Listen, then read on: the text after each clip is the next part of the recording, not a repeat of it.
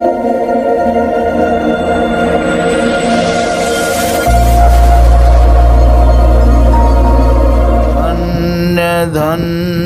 सतगुरु सुखदा महिमा कही नो जाय। जो कुछ कहूँ तुम्हारी कृपा मोते कछु न बसाय। श्री सद्गुरु महाराज की जय। अव्यक्त रूप में श्री सद्गुरु महाराज के चरण कमलों में कोटि कोटि प्रणाम। मन चासीन महात्मागण, आदरणीय सत्संग प्रेमी महानुभाव, माता एवं भानु। अभी आप लोगों ने रामचरित्र के मानस से सुने नवधा भक्ति। तो नवधा भक्ति कौन किया? तो माता सबरी ने। तो माता सबरी ने 9 प्रकार की भक्ति की। और लोगों ने कितने प्रकार का भक्ति किए यह पता हम लोगों को नहीं मालूम है। लेकिन माता सबरी का गोस्वामी तुलसीदास जी महाराज ने लिखे हैं कि इन्होंने 9 प्रकार का भक्ति की है। प्रथम भक्ति संतन कर संगा। पहला भक्ति जो है संतों का संग है। पहले माता सबरी जो थी गिलहरी थी, खिखिर जिसको बोलते हैं, रिक्खी भी बोलते हैं। साधु महात्मा ने भोजन करके कुल्ला आचमन किया था, तो खड्डा में पानी जमी हुई थी। उसी में गिलहरी ने लोट-पोट किया तो सुंदरी लड़की हुई। राजा के घर में उसका जन्म हुआ। और राजा के घर में जब जन्म हुए तो फिर जब जवान हो गई तो राजा के यहाँ शादी भी हुई। शादी होने के बाद में वहाँ तो न सत्संग था और साधु महात्मा का दर्शन था, कुछ होता ही नहीं था। माता को अन्न नहीं भावता था। बहुत सूख गई, दुबली पतली हो गई। तब ससुर जी ने पूछते हैं, बेटी तुमको न खाने की कमी, न पहनने की कमी, न रहने की कमी, फिर भी तुम सूखती क्यों जा रही हो? कारण क्या है बताओ। तो उन्होंने भी बता दिया। कहा, पिताजी अमीर घर में तो अभी जन्म हुआ, इस शरीर जब छूट जाएगा तो यह कहाँ जाएगा? गरीब के घर में जाएगा या पशु बनेंगे या पक्षी बनेंगे, क्या बनेंगे? कोई ठिकाना नहीं। क्यों? यहाँ न तो सत्संग मिलता है, न साधु संत का दर्शन ही होता है। दरस परस मुख मंजन पाना, हर ही पाप कह वेद पुराणों। दर्शन का बड़ा महत्व दिया गया है। संत महापुरुषों का यदि आप दर्शन करेंगे तो मन में जो खिन्नता है वह दूर हो जाएगा और प्रसन्नता मन में होगी। हम लोग एक मर्तब हरियाणा में सत्संग था, दोनों बाबा थे, शाही बाबा भी, संत सेवी बाबा भी। इधर से बिहार तरफ से 20-25 महात्मा गए हुए थे। सभी ने हमको कहा कि आपने वो अमृतसर का मंदिर देखे हैं? कि हाँ हम तो देखे हैं। तो हमको लोगों को भी दर्शन कराइए। बोला जब चलिए। स्वर्ण मंदिर, उसको स्वर्ण मंदिर बोलते हैं। तो स्वर्ण मंदिर का हमको दर्शन हम लोगों को कराइए। कहना चलिए। तो भोरे निकले लुधियाना से, भोरे गाड़ी थी अमृतसर की। जब वहाँ गए तो गुरुद्वारा में तो भोजन देते हैं, लेकिन गुरुद्वारा का भोजन का मुझे मालूम नहीं था, मैं वहाँ भोजन कभी किए नहीं थे। तो सब दर्शन करा करके के लिए चलिए, आगे में एक क्षेत्र है वहाँ पर भोजन कराएंगे। तो ले गए वहाँ, तो उन्होंने भोजन भात बना करके बोरा में रखे थे।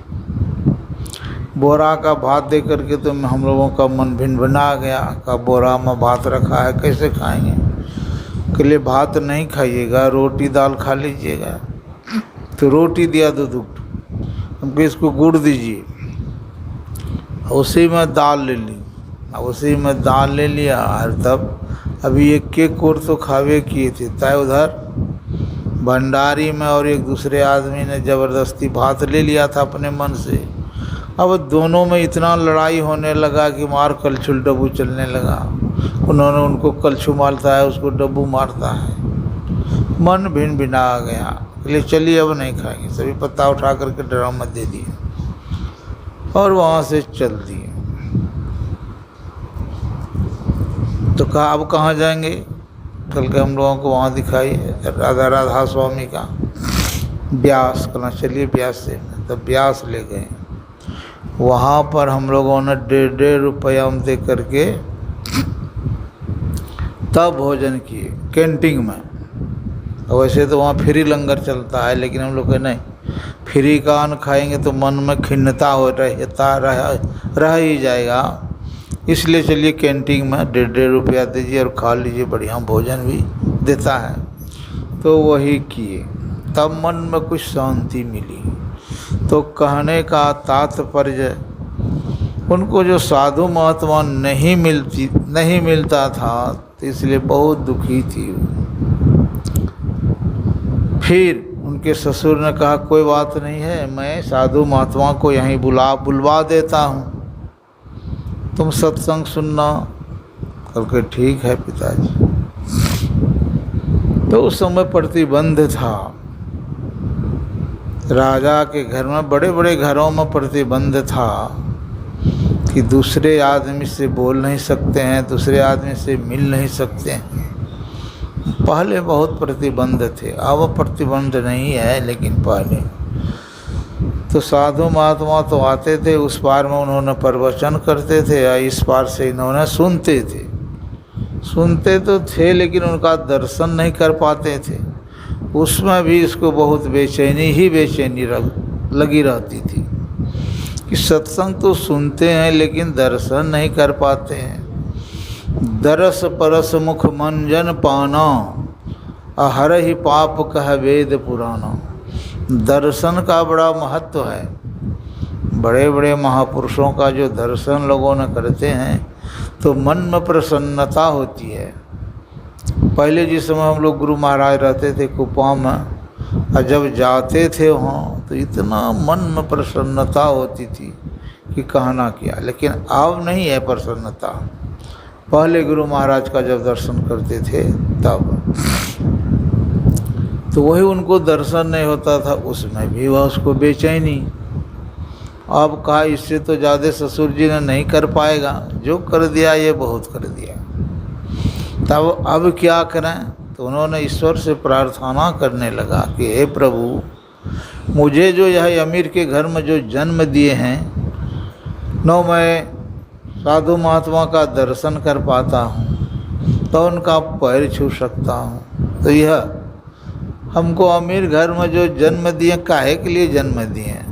गरीब घर में जन्म देते तो जहाँ मन तहाँ जाते, साधु महात्मा का दर्शन भी करते, उनके कुटिया में जा कर के सेवा सुरसा भी करते।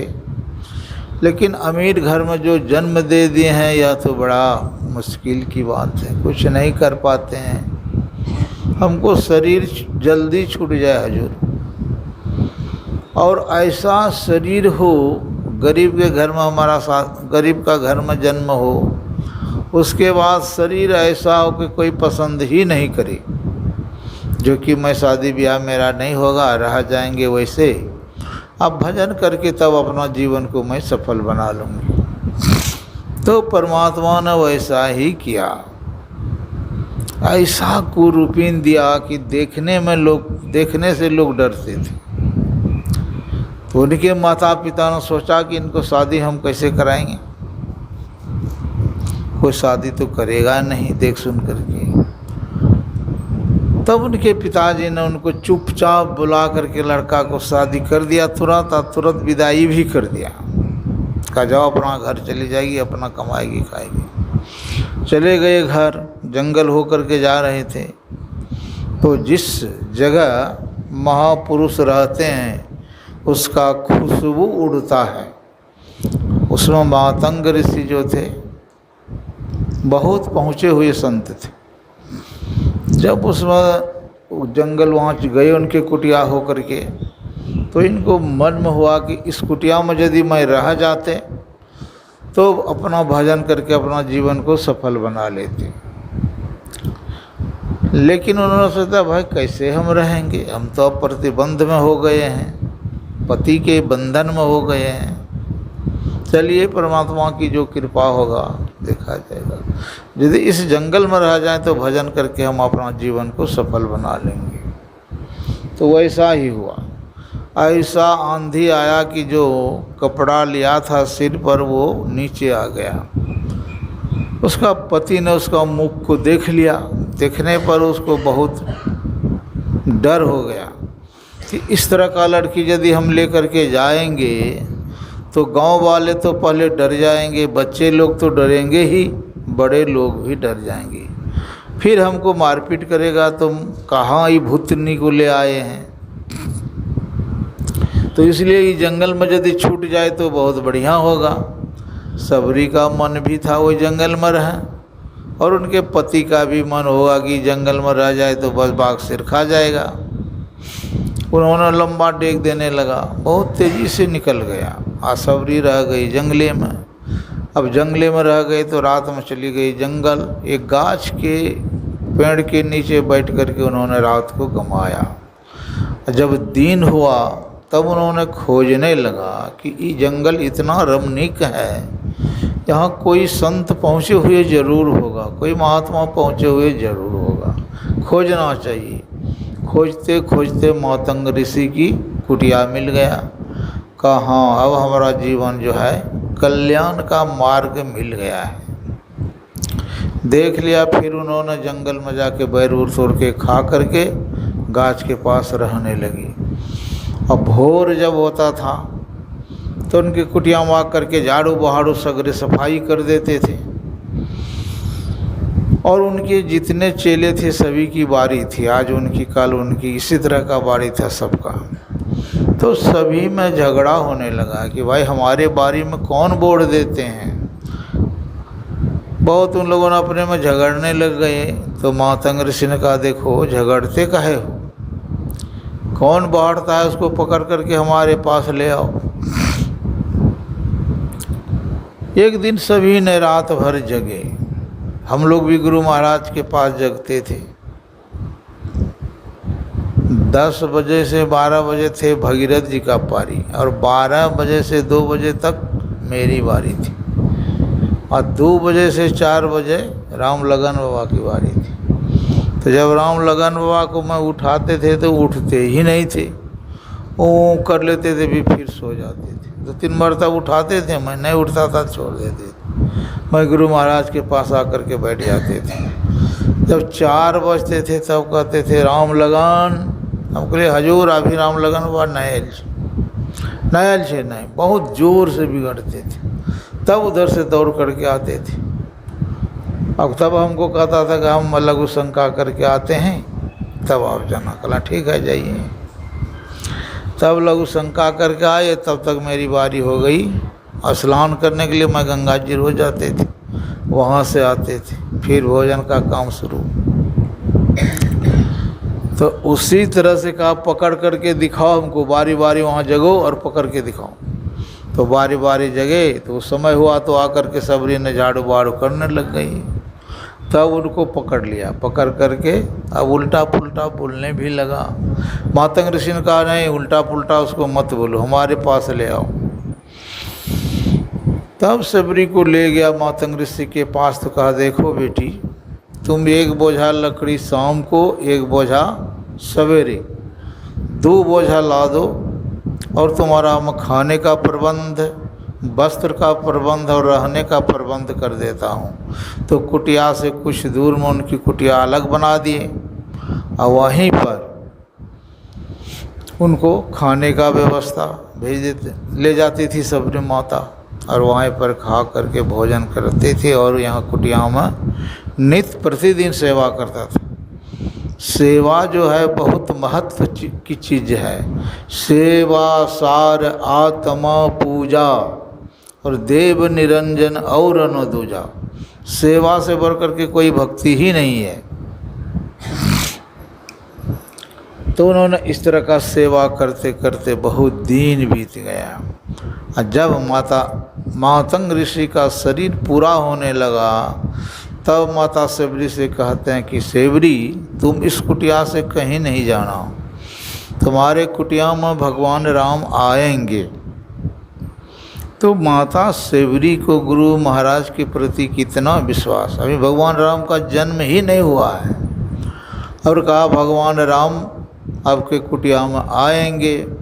तो वही वह नित्य प्रतिदिन कुटिया को झाड़ती थी, बहारती थी और मीठे मीठे बैर तोड़ करके लाती थी। देखते थे कि शाम को नहीं आए तो सोचे कि आज अब नहीं आए तो अब कल आएंगे, तब वह बैर खाती थी। दिन भर अन्न जल कुछ नहीं करती थी। कितना नियम के पक्के और गुरु महाराज पर कितना विश्वास। यदि गुरु महाराज पर विश्वास नहीं होता तो नहीं होता, वो चली जाती तो भगवान राम का दर्शन नहीं होता और अपना जीवन कल्याण भी नहीं होता। लेकिन गुरु के बातों पर उन्होंने विश्वास करके कुटिया में बहुत दिन तक रहा। नित्य प्रतिदिन उसका था झाड़ू बहाड़ू करना। और तब जब भगवान राम आए बहुत दिन, लक्ष्मण जी ने भगवान राम से कहते हैं कि भाई चलिए अब उनके यहाँ, अब उनकी आयु नहीं है, अब आयु उनकी शेष है। तब लक्ष्मण जी ने उनको बहुत भगवान राम से कहे, तब भगवान राम आए और लक्ष्मण जी भी आए। तो वही कंदमूल उनको खिला खिला करके आगे में खड़ी हो गई और स्तुति करने लगे के ही विधि स्तुति करहूँ तुम्हारी, अधम जाति मैं जड़ मति भारी, अधम अति अधम अधम अति नारी, अतिन महम अति मंद अघारी। तीन प्रकार का भक्त है, उसमें भी मैं मंद बुद्धि की हूँ। तीनों प्रकार के मनुष्यों में मैं मंद बुद्धि की हूँ। आपकी स्तुति के ही विधि को किस विधि में कर सकती। तब भगवान राम ने उनको कहते हैं, प्रथम भक्ति का तुम सावधान होकर के सुनो, मैं 9 प्रकार का भक्ति तुमको कहता हूँ। तब भगवान राम ने 9 प्रकार का भक्ति उनको सुनाया। प्रथम भक्ति संतन कर संगा, दूसरी रतिमम कथा प्रसंगा, गुरुपद पंकज सेवा, तीसरी भक्ति अमान, चौथी भक्ति मम गुणगनो करई कपट तजिगान, मंत्र जाप मम दृढ़ विश्वासा, पंचम भजन सो वेद प्रकाशा, छठदम शील विरति बहु कर्मा, निरत निरंतर सज्जन धर्मा, सातम सम मोहि मय जग देखा, मोते संत अधिक करि लेखा, आठम जथा लाभ संतोषा, सपनहु नहीं देखहि परदोषा, नमः जिनको ये कही होई, नारी पुरुष सचराचर कोई। 9 प्रकार के भक्ति में यदि आप किसी को एक प्रकार का भी भक्ति है तो उसका जीवन कल्याण है, वह परमात्मा में मिल जाता है। और तुम्हारे में तो 9 प्रकार की भक्ति है। बहुत प्रकार के समझाते समझाते भगवान तब तक मातक ऋषि में भी जो ऋषि मुनि रहते थे वो लोग भी आ गए कि महाराज हमारे कुटिया पर भी चलिए। तो उन लोगों ने भी अपने कुटिया पर ले गए, कहे देखो जी आपके यहाँ तो आ गए, अब आपके कुटिया नहीं है, आपका सेवरी का कुटिया तो आपका ही कुटिया है, आप ही ने कुटिया बना के दिए हैं। कल के नहीं हजूर हम लोगों का अलग कुटिया है। तो ले गया वहाँ, वहाँ ले जाने के बाद में कहा हम लोगों का जहाँ से पानी पीते हैं वह पानी भी खराब हो गया है, कीड़ा मकोड़ा हो गया है, वो भी हजूर चला जाए। कल के देखो हम जाने से नहीं होगा। कल के नहीं चला जाए हजूर। तो गए, भगवान राम चारों तरफ पोखर में घूम गए, कहीं पानी जैसे का तैसे, कीड़ा फट गया था वह कीड़ा ही रह गया। कहा हमसे नहीं होगा, वो सबरी को ले आओ तब होगा।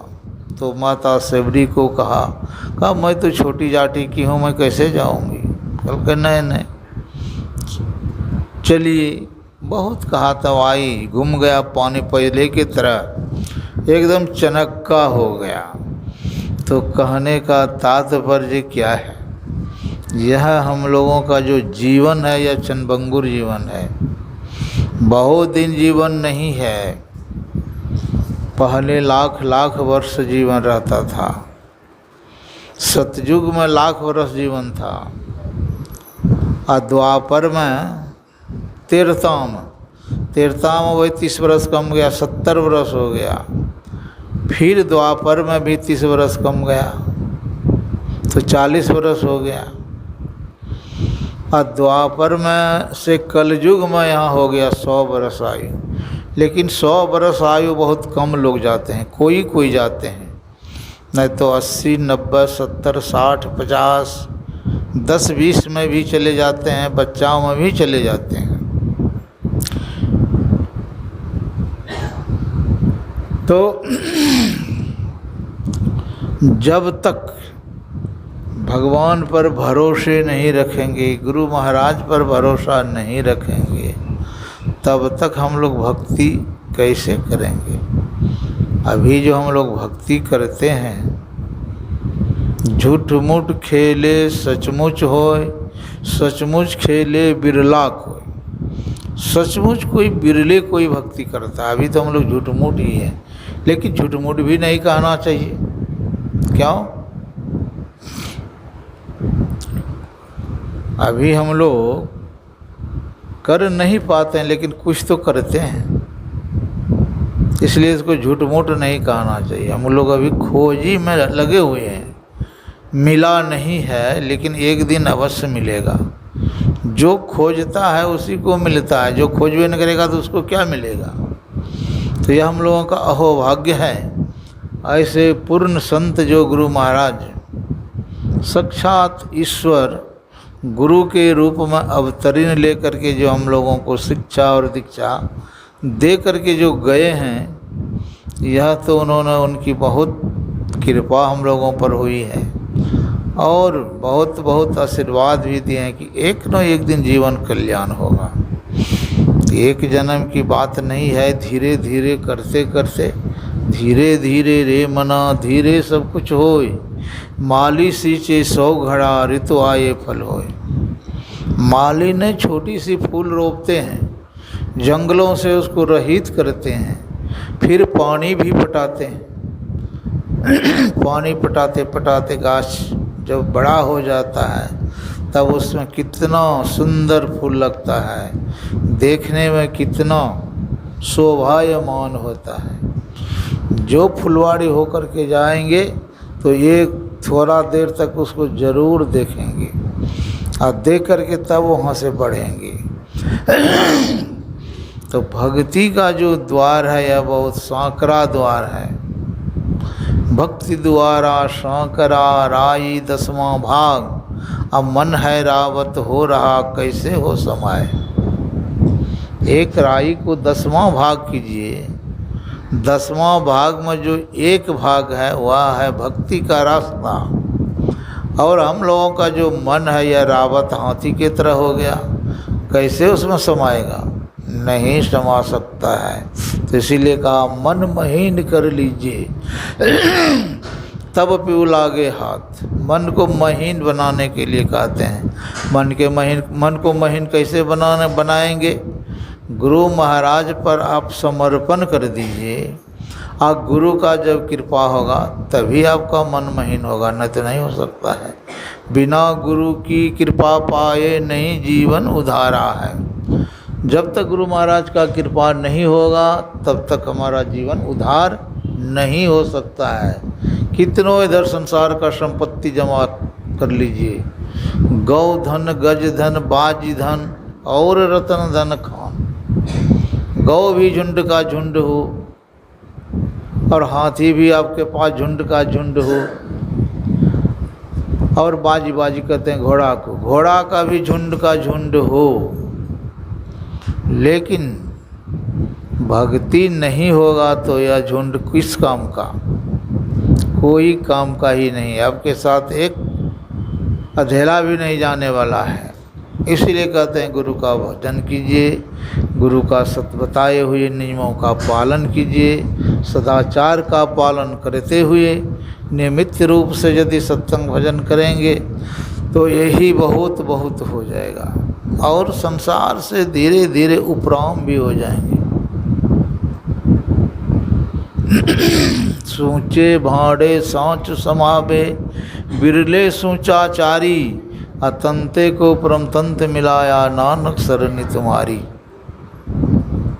इस शरीर रूपी बर्तन को पवित्र रखिए। पवित्र बर्तन में ही पवित्र वस्तु आंटता है।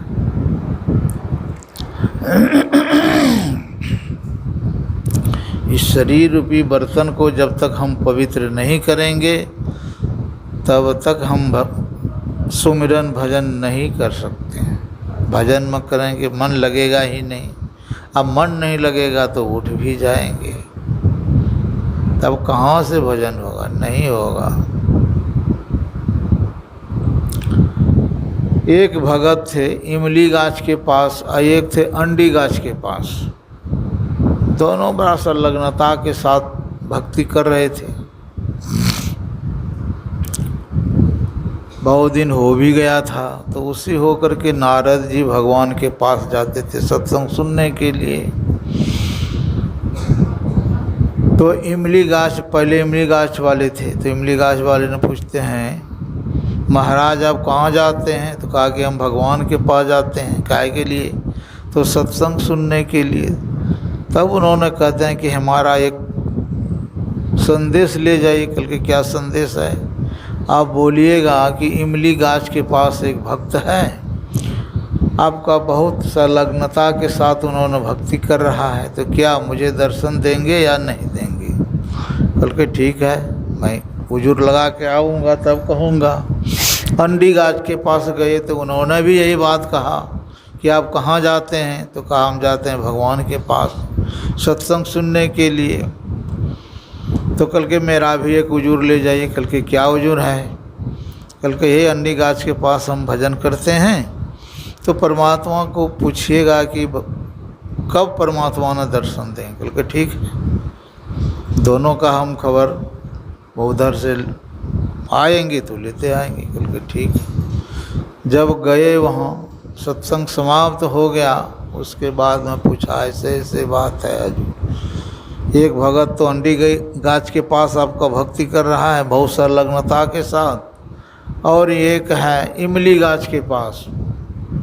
तो ये दोनों को आपने कब दर्शन देंगे? वही उन लोगों ने हमको कहे हैं। कल के जाइए अंडी गाछ वाले को बोल दीजिएगा कि जितना पत्ता अंडी गाछ में है उतना दिन यदि भक्ति करेंगे तो आपको दर्शन देंगे आकर के। कल के ठीक है। इमली गाछ वाला के पास कल के उसको भी यही बोल दीजिए कि जितनी पत्ता इमली गाछ में है उतना दिन यदि भक्ति करेंगे तो आपको दर्शन देंगे। तो आया अंडी गाछ के पास, पहले कहा कहे थे भगवान को? कहा हाँ कहे तो थे। तो क्या कहा?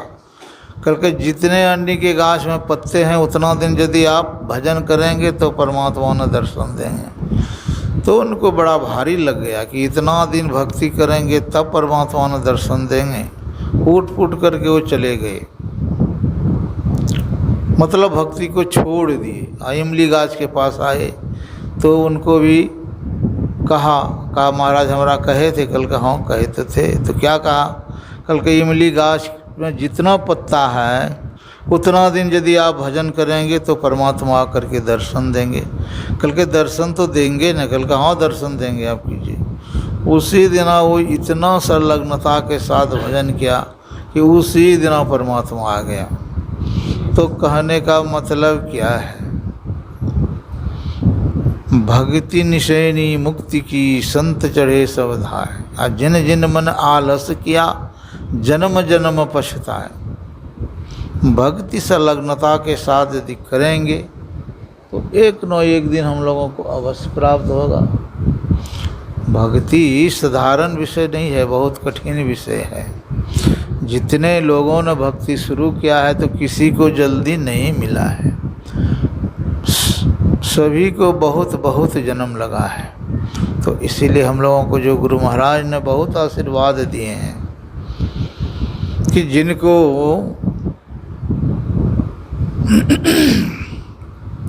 भजन भेद मिल गया है उनको छोड़ेगा नहीं, एक न एक दिन जीवन कल्याण करा करके ही छोड़ेगा।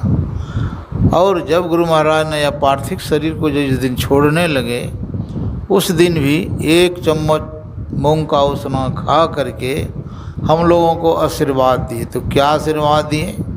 सुखिरत करिले नाम सुमरिले को जाने कल की, जगत में खबर नहीं पल की। सुखिरत करिले मतलब अच्छे कर्म कीजिए, अच्छा कर्म का फल अच्छा होता है, बुरा कर्म का फल बुरा होता है।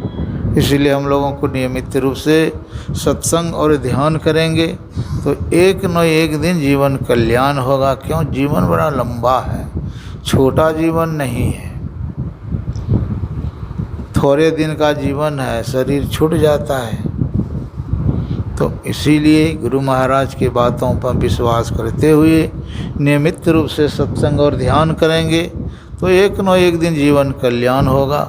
बोलिए प्रेम से श्री सद्गुरु महाराज की जय।